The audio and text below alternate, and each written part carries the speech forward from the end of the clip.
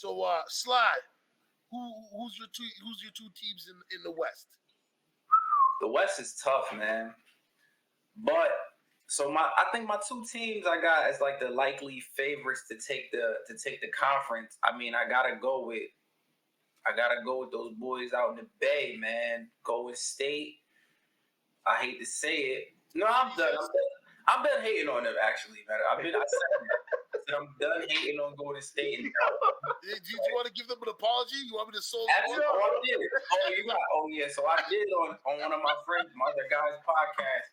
I did a sincere apology to the Golden State Warriors, man. I had to. It was old. But yeah, I got those guys and the Clippers, man. The Clippers looking like they could do some work, man. Let's see how they look. Another one I hate to say it. Why would you hate to say the Clippers? I mean, just because they're in LA, man, going against Bron. Like I hate this. I hate to say it, man. But if you're being honest, if everybody comes back healthy on that team, hell yeah, they might be the overall favorite. Like, throw John Wall in there. What? That's what I'm saying, right? And Kawhi back, so now they got a three-headed monster on defense. Yeah, that's what I said. That exact same thing. Like, yo, you got to score. Your guards got to deal with John Wall, Paul George, and Kawhi Leonard. That is a nightmare for your guards. Like, right. So in all my years, even though it's Chris Paul, Blake Griffin, DeAndre Jordan, Clippers team, I'm never scared of them as being a Laker fan.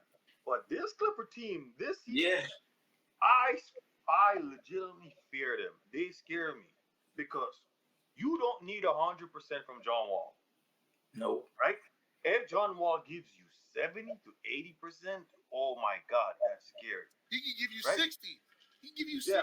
Remember, they got Reggie coming off the bench. Huh? Word. He could give you just defense. If he go out there and just be like a third team All NBA defender, 15, 10, and 2. Scary, steals, man. 15 assists, 10 points, or 15 points, 10 assists. He can get that double-double. And, John Wall is a way better pure point guard than Reggie Jackson is, right?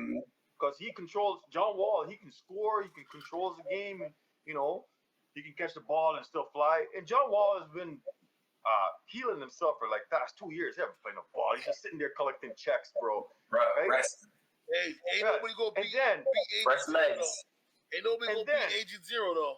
He fleeced the league. And then you have arguably the two best two-way guards on one team, bro. Right? I wouldn't say the best. I would say what we consider the best. No. Listen to me first, because I can see Sly looking at me like this guy's talking. The only person else you can put up in is having this conversation is Jimmy Butler. That's it. Still, we didn't see Kawhi for a whole year. Paul was injured for a good portion of the year last year. Let's see them be healthy. That's the thing. That's more reason for them to be. Last year it was. I mean, this year they probably gonna come back. You know what I mean? No, of course. I'm just saying. I just want to see it. That's it. Yeah. So Sly, just like what you said, after what we saw them did without Kawhi and without John Wall last year, right? And that was only Paul George. Yeah. Right? And if Paul George didn't get injured, these guys would have been in the playoffs for sure. Mm-hmm. Yeah, they was scaring some teams. Honestly, I think Ty Lue is the best coach in the league. I know that's probably not the general consensus, but I legit think Ty Lue is the best coach in the NBA, bro. Like, dog, he done did so much as a head coach in his short time. Like, what he did with the Clippers last year was just, come on, man. You got he did that, man. Like, that Clippers team was supposed to be trash. He worked that. He did that. Listen, for me, I agree with you, and I think he made Doc Rivers look stupid. Oh my God, exactly. He took a very unhealthy Clipper team, and what he did with him, like you just said, when Doc Rivers had a super healthy right.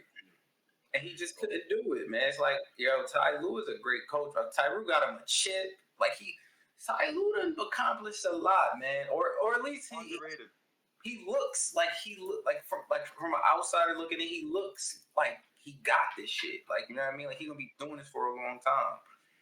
I wouldn't say that he's got the ish. I just think that he's better at communicating what he wants from them.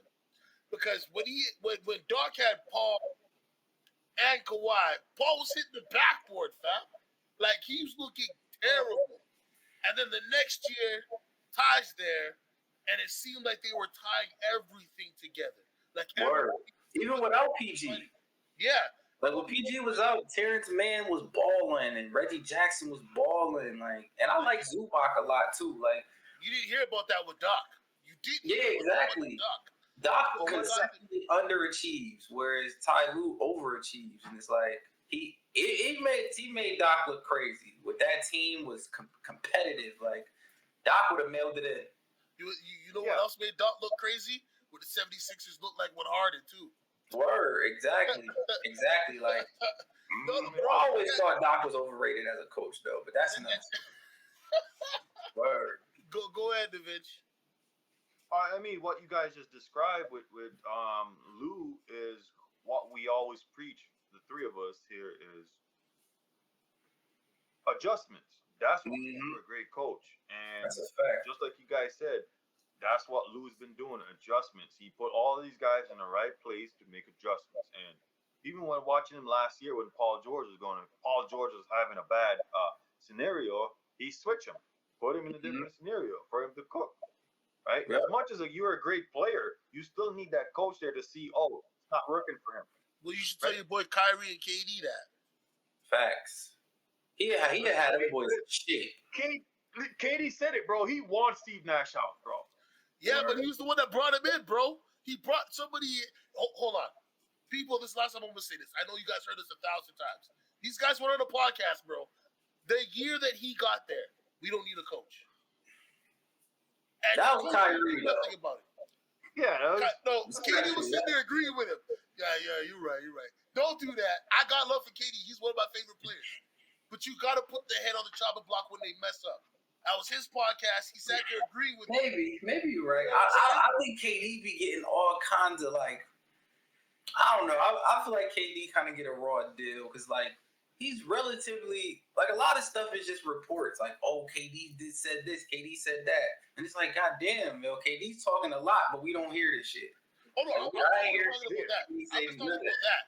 I heard it. I listened to the podcast. No, but Kyrie said it, though. Like, Kyrie the one that said, it's like we really don't need a coach. And, like, KD kind of was just there. Like, and they got put on both of them, though. Like, I mean, sometimes it be like that. But I don't know. I think KD is more open to coaching, I feel like, than Kyrie. Like, I feel like, I don't know, man. I think Kyrie definitely has, like, the alpha mentality out of the two.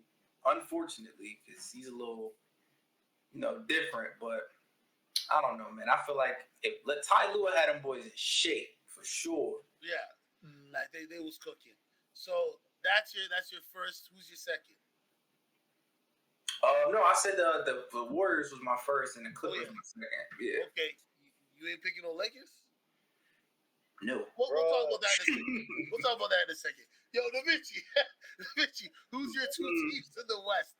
I gotta tell you, I ain't seen y'all. We haven't been back together in a minute. I gotta poke at everybody. You know what I'm saying? Okay, so who's my two teams in the West? You're like, so your question is as improve, right?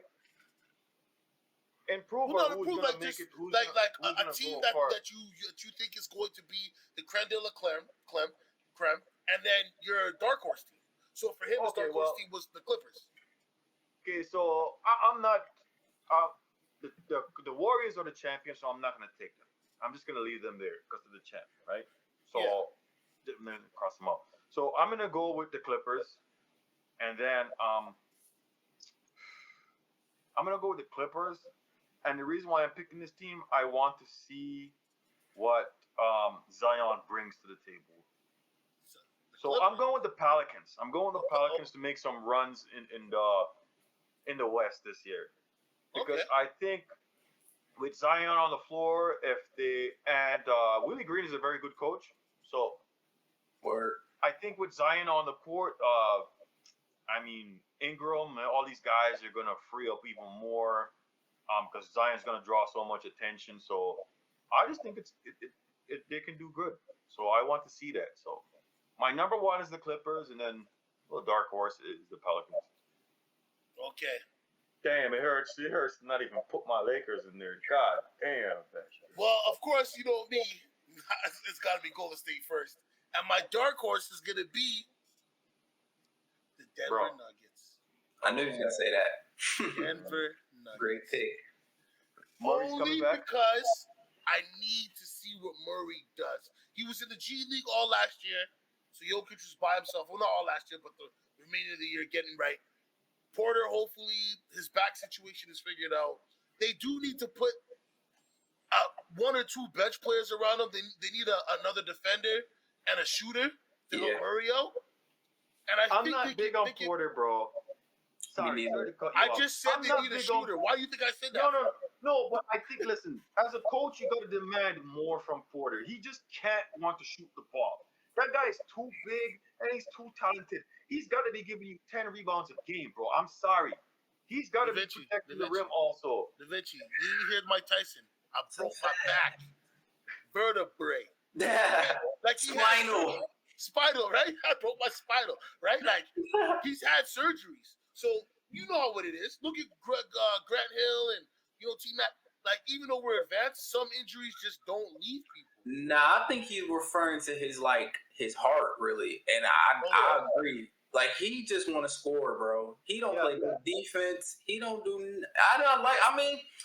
I feel like he can be a great scorer, but like that's all he does. Like his decision making is terrible. His defense is terrible. But he can score the ball. He can shoot it. He can get a bucket. But he does have to, and he kind of runs his mouth a little bit because if you remember that bubble season, like he was kind of talking kind of crazy, like saying that we should run more. We got other guys that can do this and that. While Jamal Murray is having he's going crazy nuclear Superman. Like you don't say that when your man is getting off. Like, so yeah, I know what you mean about Michael Porter. He's iffy. He got paid too, so it's time to he got to show up. Yeah, so you paid him that much. You pay a guy that much money. He should be giving you, like I said, look at the size of him.